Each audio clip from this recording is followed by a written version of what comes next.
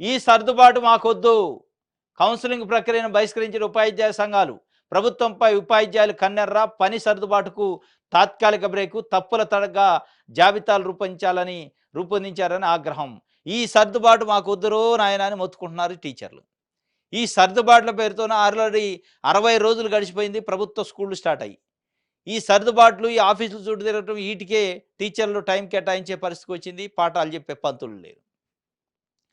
మాకొద్దురా నాయన అంటున్నారు. ఈ సర్దుబాట్లేంది, అసలు బదిలీలు ఉంటాయన్నాను.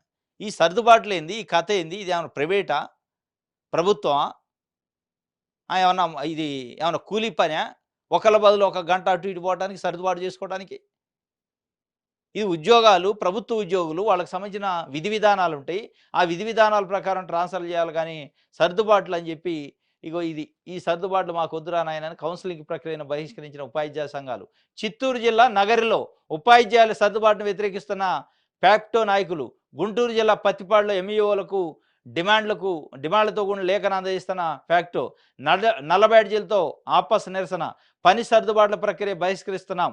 ఇలాంటి ఉదాహరణలు ఒక్కొక్కరున్నాయట.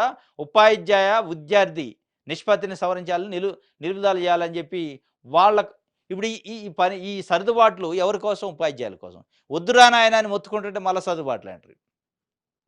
ఈ సర్దుబాట్ల వల్ల టైం వేస్ట్ అవుతుంది. పిల్లగాళ్ళకి పాఠాలు చెప్పేటోళ్ళు లేడు.